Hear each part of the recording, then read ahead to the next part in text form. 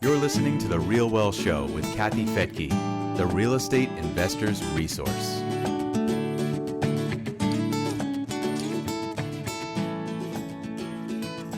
Some people are afraid to own one rental property for fear of all the headaches and hassles. Well, today's guests have no fear of managing thousands of rental homes. That may sound like an absolute headache to people like you and me, but they say it's all about the systems. I'm Kathy Fettke, and welcome to The Realwealth Show. You've heard the old saying, we're better together. Well, that is definitely the case for Myra and Missy. Together, they are a power team, rock star real estate investors, and have helped thousands of other people build their real estate portfolios. And I'm so happy to have them here on The Realwealth Show. Myra and Missy, welcome to The Realwealth Show. It's so good to see you. Thank you. So good to see you. We missed you. I've missed you too, and you really inspire me because it seems like you're traveling a lot, like every quarter, would you say? At least. Yeah, you've really carved out a life of real wealth. So let's talk about that. Has it always been that way? It has brought me more prosperity than I could ever imagine in my life. But we've built our real estate business to help us do the things that we want to do. For example, as we were rehabbing houses, we learned that if we always used our Visa card from Delta or American Express, that we could save miles. And now, after years of saving miles, I can travel anywhere I want to in the world for free. You know, that is just a wonderful hack. I hope that everybody is listening to that. Put everything on your miles credit cards. Yeah, everything. If you're in property management and you're managing 2,300 families, you know, occasionally someone needs to spend a couple of nights in a hotel because they had a fire or they had a flood or whatever. You put those nights on hotels.com, and then your hotel nights are free on your trip too. Oh my gosh, so many good things.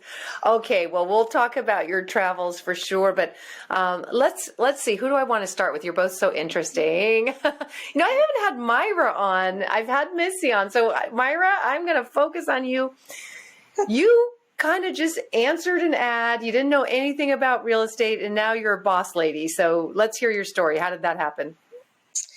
Well, let's see.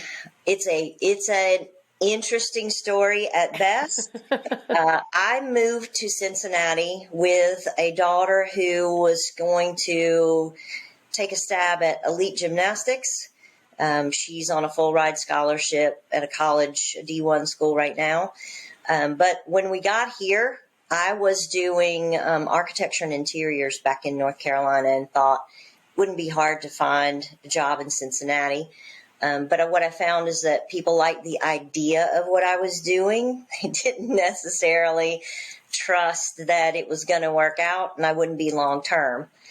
So I said, well, Lord, if I'm supposed to be in Cincinnati, you're going to have to send me someone who can think outside the box. And you really have to be careful what you wish for, because I know you know as well as I do, there's no one who can think outside of a box better than Missy. So that is how we found each other, and it has been amazing ever since. Yeah, you got thrown right into the world of real estate kind of when she was at her busiest, maybe. Well, maybe not the busiest, but very, very busy. And now managing how many properties? About 2,300. Yeah. 2,300. Yeah. So go ahead. I think it was 500 when I started. Wow. So tell me a little bit about what things are like in your side of the world, because the real estate market is changing so rapidly. I really need you to fill me in with boots on the street information, because the headlines are usually kind of nationally based and averaged out, and that really does us no good, right? We need to know what's happening in each specific market. So what is happening in Ohio? Well, it's changing. It changed considerably over the last 2 years, because we had, for the first time in my 23-year career, houses selling over our asking prices and multiple offers. And it was kind of crazy for about a year and a half. The housing market is still on fire here. We're still selling over ask, and maybe not as many multiple offers, but we're still selling above our asking prices. So the market is really still very good. There's limited inventory, which is a problem in every marketplace, I think. And we're still selling like crazy.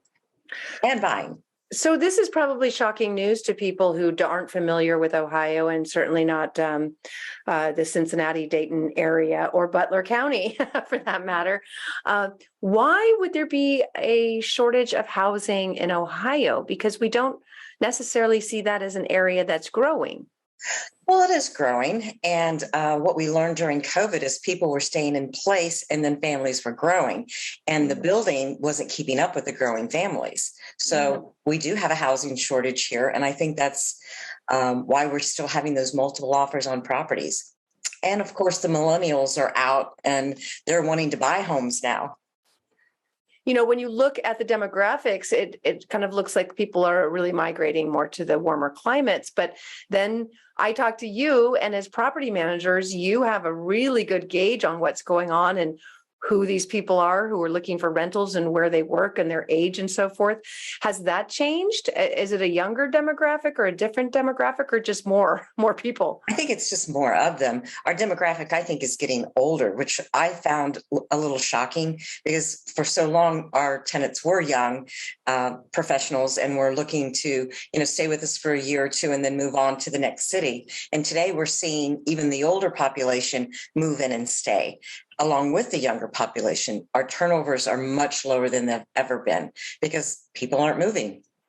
Our local governments have done a really great job, too, of incentivizing with tax benefits to businesses to relocate to this area. We've got some really great Fortune 500 companies that have taken over a lot of these counties that our product is in. Those same counties have also incentivized us as builders to come in and fill those lots in with new construction. So I think that's absolutely helped. But again, we cannot keep up with the demand for housing within our market. No. But it's not necessarily millennials, because that's what we keep saying. And that's the story I hear, is it's this huge group of millennials forming households. But you're saying it's an older demographic.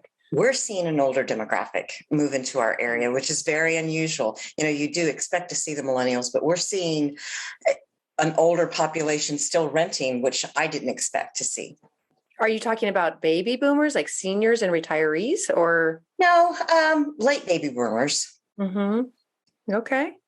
Wow. 50s. Yeah. People in their 50s. Okay. So the younger baby boomer. Yes. Fascinating. One of the things that I've been seeing as a trend is that national builders would go into the growth markets like Atlanta and Dallas and Florida, Phoenix. But in Butler County, Ohio, maybe you didn't have a lot of national builders. Maybe you didn't have a lot of hedge funds buying up properties. And yet here you are still, with this housing shortage.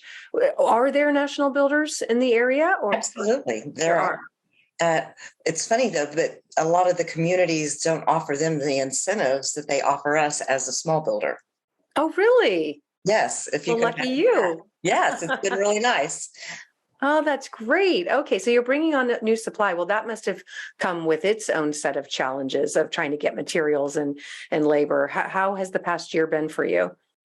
We've actually exited the new construction market because of the cost of materials. We were fortunate that the rise in housing prices kind of kept up with our cost of materials, but then the cost of land became so outrageous it really just wasn't fun anymore. So we've stopped building new construction right now, at least until the world starts spinning at a normal pace again. Yeah, I think we've just put a hold on it, pushed pause. Mm-hmm. But we also do our owners a great service by warehousing almost all of our products. So we really do buy in bulk: flooring, water heaters, furnaces, air conditioning units. I mean, you name it, we buy in bulk. And that's been hugely helpful for us to continue to control cost as much as we can, and be able to get hands on inventory when others were coming up short. So that's probably one of the greatest, strangest things that happened during the recession was how materials they just vanished. For months it was dishwashers, and then it was stoves and refrigerators. Today it takes us at least 3 months, if not 6, to get a window made, which was something we used to be able to get in 2 weeks.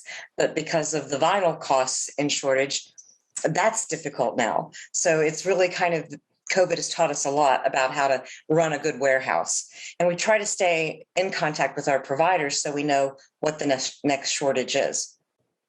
Yeah, I just did a video on this, of the importance of warehousing your materials in order to do a decent bid, because builders are terrified, or contractors, anyone involved in construction is afraid to give a bid, because how could you possibly know what things are going to cost, or even if you can get those materials? It's unprecedented. I don't remember a time in history where we were dealing with these shortages. Do you? No, absolutely not. No. And again, it just moves around. It goes from, you start getting refrigerators and appliances back in the stores, and then the next thing happens is you can't get a garage door.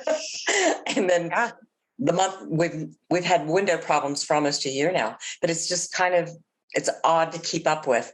But again, we meet with our Home Depot reps and our Lowe's reps and all of our providers, and they really have a handle on what the next item is. So we'll get our order in early and just warehouse it. I think as investors, we're all feeling the pinch. For us, a typical turn pre-COVID was about the cost of 1 month's rent that our owners could pretty much bank on. I know that when this property goes vacant, I'm in for about 1 month's rent. And currently today, with cost of materials, it's more likely to be 2 months' rent for just a basic turn. But again, I think because we do cookie cutter, we do one paint, one floor, one cabinet, one countertop. We also save our owners money on that turn. If we use one paint, then I don't have to necessarily paint 4 walls in every room. If we can, we get away with 1 wall in the bedroom 2 and 3 walls in bedroom 1. And, let's paint the kitchen and we're done. And we bought the paint in bulk, so It's cheaper. yeah. Well, and you mentioned that, people are maybe staying longer. So does that kind of help balance out the cash flows Absolutely. if they're not leaving as often, so there's not as many make readies, and so the cash flow is about the same, or have you seen it dropped? It's actually done better because there are a lot of. I know. Yes. You're the only ones. But we're applying for an employee retention tax credit, and we hadn't dug that deep into it until we had to do our figures, but we're almost equal. We had a couple bad months. We had 3 bad months in 2 years of collections, but we started working with our tenants and the government sponsored programs. So if your tenant had a COVID related job loss or anything, they could get up to 6 months of their rent paid for them. So we did all the paperwork and pushed the tenants through the program and collected to date over $2.5 million for our owners. Wow. That is, I love how you fight for the owners. One of the things that always, touched my heart is that that the people whose properties you're managing are living off of that income. There's so many are retirees, and you take that very seriously.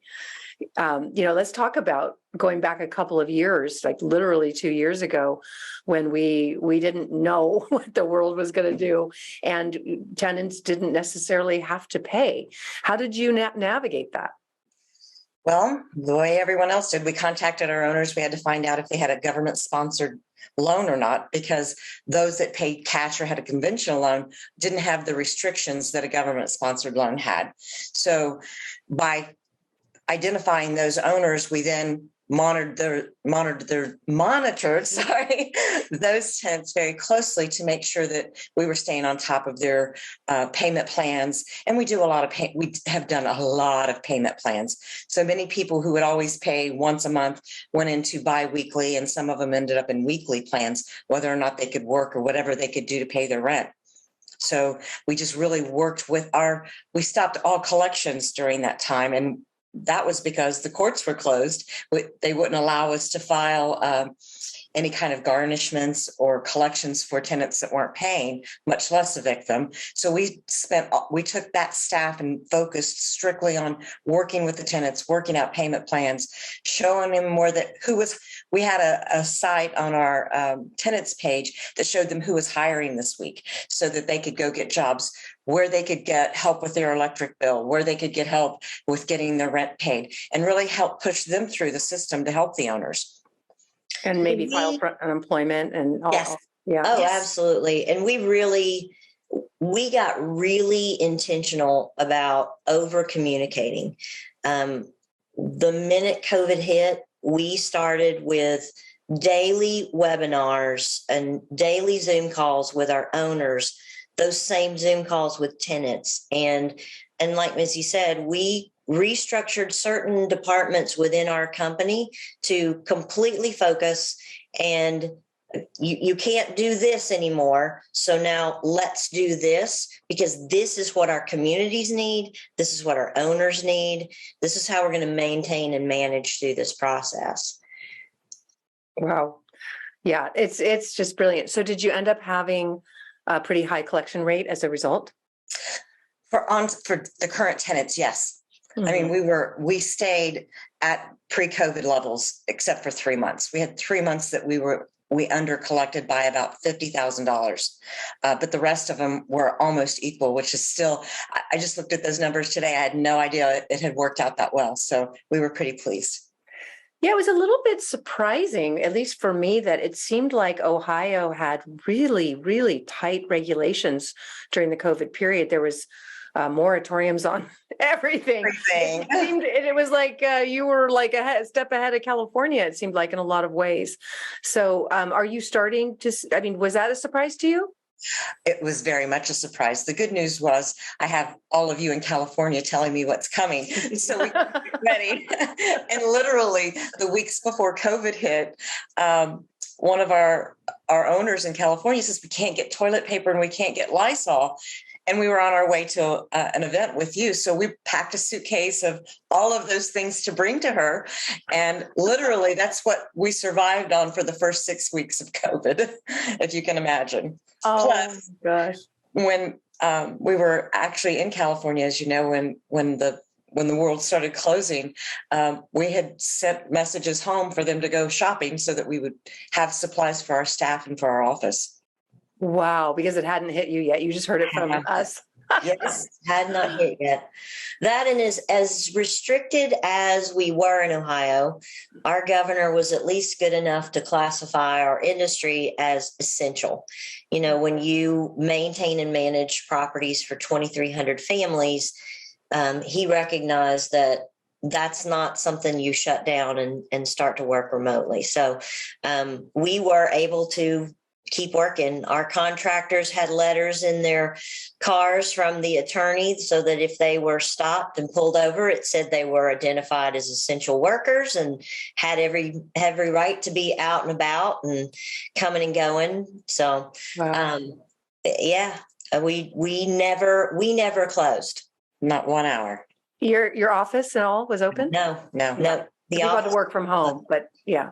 No, most of us worked in the office. Oh, they did? Okay. Yeah, absolutely. Oh, yeah. Again, when you restructure, we had some folks who they couldn't work and do what some of the things they were doing. So they came in, and we had childcare down in the classroom for people who worked in our office that still needed, their preschoolers were out of school and kids were learning remotely. And so we had classrooms that were set up for childcare and tutors for kids to go online. And we never shut down. We never closed. That must have been really bonding for your staff to have all their kids at the office going to school together.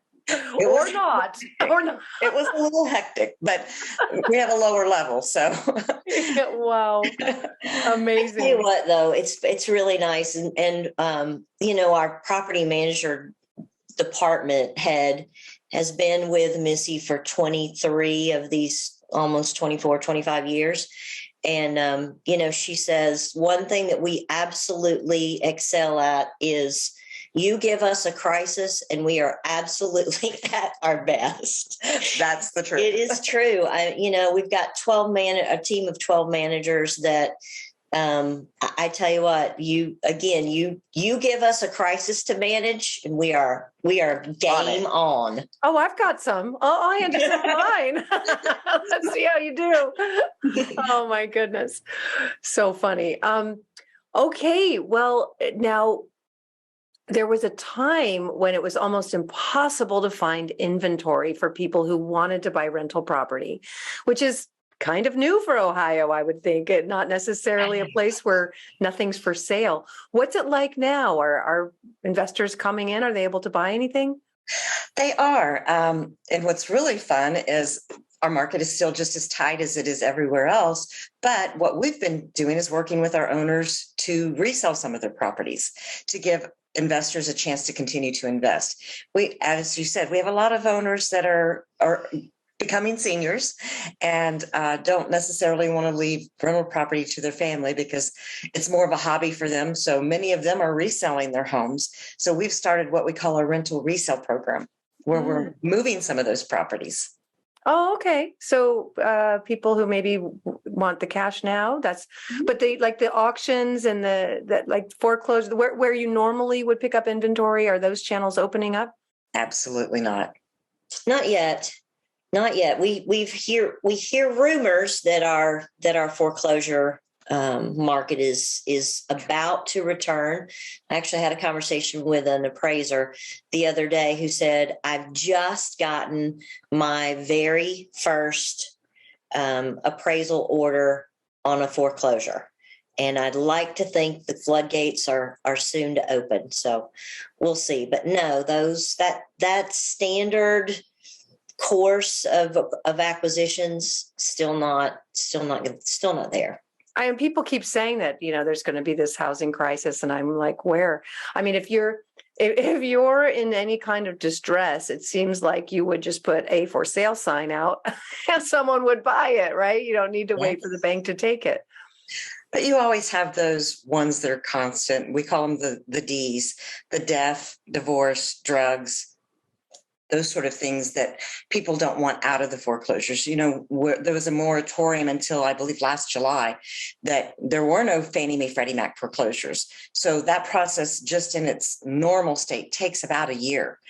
And you'll have those people that don't want to resell because of a family member dying or a divorce. But the rest of them, and even with the divorces now, you're right, they throw a sign in the yard and they can sell it very quickly. Yeah.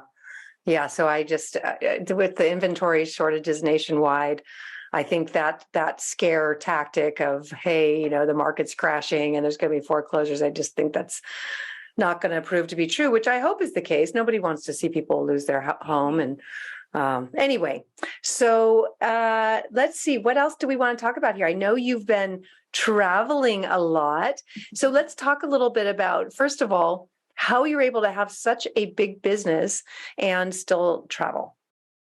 Well, I think it's we call it the right people on the right seats of the bus. And as Mara was mentioning, our property manager has been with us for 23 years. We have a team of 12 managers that run each department very well, very systematic in everything that we do. And COVID taught us that we could work anywhere with a laptop and a Zoom call. So right. We can travel just about anywhere and still do our jobs, which is really a lot of fun. I know this is going to be such a hard question to answer, but what's been your favorite place to visit? I have fallen in love with Spain. Spain, yeah. Yeah, I have. I really have. It's almost overtaken Italy for me. Wow. Okay. No. Is it the food or the scenery or what? All of it. All the above. All of the above. It has been remarkable. I have enjoyed my time in Spain. Yeah, I went to visit my daughter who was over there for school last fall, and I was like, I'm going to treat you. Let's go to the wine country of Spain, and let's go to the nicest winery. And we went and ended up having the most delicious cava, champagne. Mm-hmm. And she said, Mom, this is the most expensive winery here. but I really want a bottle because this is so good. I'm like, let's get a couple. So I just look at that. I'm like, I want this one or the best, whatever it is. I want the best that you have. And she's like, the best? Okay. And takes me over to the little cabinet and unlocks it. And here you go. I'm like, okay, I'm ready for, whoa, a shocker. It's like, okay, it's €25. Like, okay. Exactly. Amazing. Just incredible prices, incredible food. Very exciting. Well, I hope I get to meet you on the road somewhere. But you have some really great hacks in all things, in running a business, buying property, renovating property. What's one of your hacks for being able to travel pretty affordably? I travel for free. Even better. Better price. So I became I started hoarding mileage and points. And what I found was it's amazing what you can pay for on your points credit card. Your Delta American Express will take me around the world. So I run my business on a credit card. We pay our bills weekly, and I have millions of miles where we can travel for free. So if you're in business, I'm even teaching my nieces and nephews to start a credit card and pay it every Friday. So you never pay interest, but you get all these free miles and free hotel rooms. Yeah, it's the best.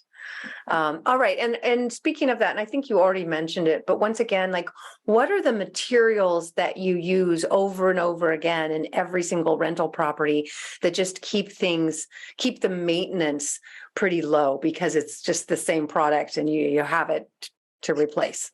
Well, flooring is probably the most expensive one that we save money on because we buy it in bulk by the truckload and then warehouse it.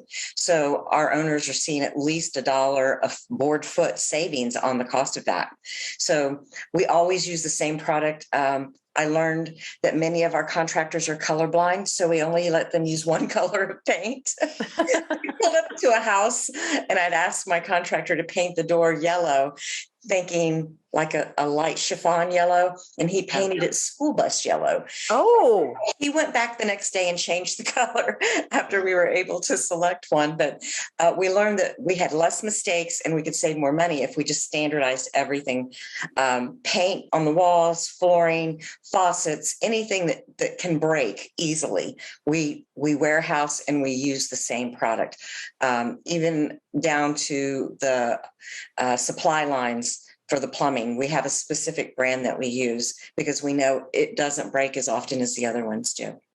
That, and we really do the research on the products that we use. The Sherwin-Williams developed a product line specifically for us here that wears better than what you're going to buy when you go and purchase a gallon of paint off the Sherwin-Williams shelf.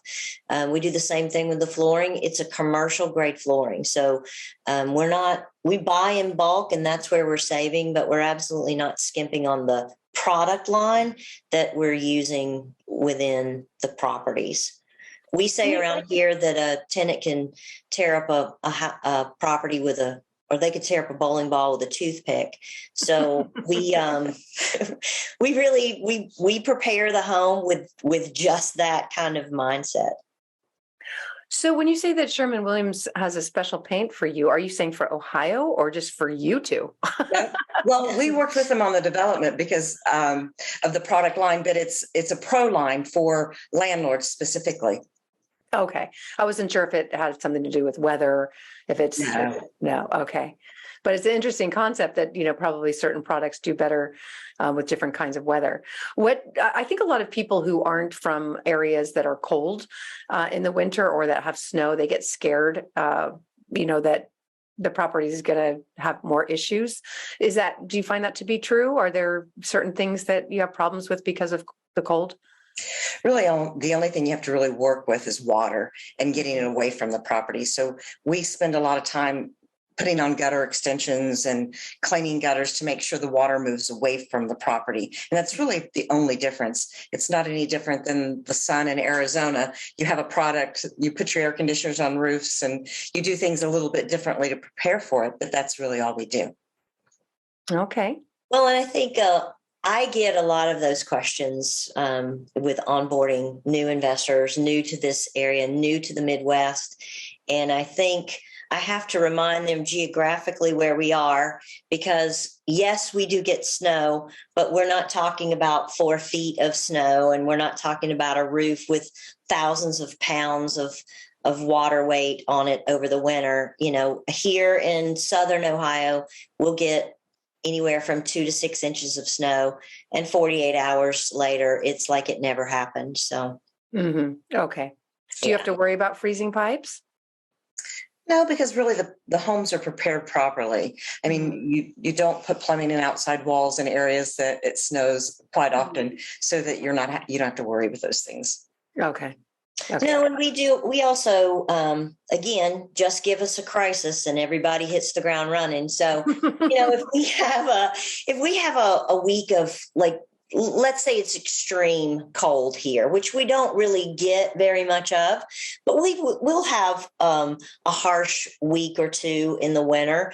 And again, we mobilize the team so that properties that are vacant, if there are any vacant properties, those are checked daily by anyone and everyone who's available to go and check those properties. Because again, everybody here, I can honestly say our team goes at this and treats our owners and their money and their resources as if it were their own. So, we do the things that you would want someone to do for you. So if that's drive by the house and check it once a day during a harsh snap in the winter, then that's what we're going to do. So one last question, Myra, you have been able to keep your accent. Missy, where's the Southern girl? Where'd she go? Now, you know what? It's kind of funny you say that, because, and I'm being honest with you, I call friends back home and here's what I get. Oh my God, you don't even sound like yourself anymore. I guess you have to give Missy a glass of wine and then the Southern comes It out. returns. All right. Well, if anybody wants to find out more about your property management or the properties that you have available for investors, they can go to realwealth.com. You're on the drop down under investments, I believe, the invest tab, and all your information is there, all the data on the area. But just real quick, who are some of the major employers in Ohio? General Electric has a large facility. Scripps Howard Broadcasting is in Cincinnati. They do the HGTVs, all those series. We have a lot of hospital complexes. We're very famous for those, both in Cincinnati and in Dayton. Dayton is home to the largest collector of information in the world, which is LexisNexis. You don't know them, but they'll know you. I know that. Procter & Gamble Absolutely. is headquartered here in Cincinnati, and they have multiple campuses, and many of those around where are some of our favorite neighborhoods, of course. Wright-Patterson has an Air Force base in just north of Dayton. Those make for great tenants. Yes, they do. And finally, the Kroger Company, which is, I think they're Ralph's in California. And they've had their largest growth in their entire history because they've added the click listing and the grocery deliveries. And of course, people hoarded food during COVID. So they're one of our fastest growing companies in our area right now. Yeah, food stocks are a great stock to invest in right now. And of course, people are still worried that there will be food shortages. So I can see where, they would be growing, trying to keep up with demand. All right. Well, always a pleasure to see you. Thank you so much for coming on to the Real Wealth Show. I hope to see you in Spain. Yes, ma'am. And thank you for joining me here on the Real Wealth Show. Again, you can go to realwealthshow.com to find out all the information on Myra and Missy and how you can reach them, background on their company and their marketplace. Again, that's realwealthshow.com. The views and opinions expressed in this podcast are provided for informational purposes only and should not be construed as an offer to buy or sell any securities or to make or consider any investment or course of action. For more information, go to realwealthshow.com.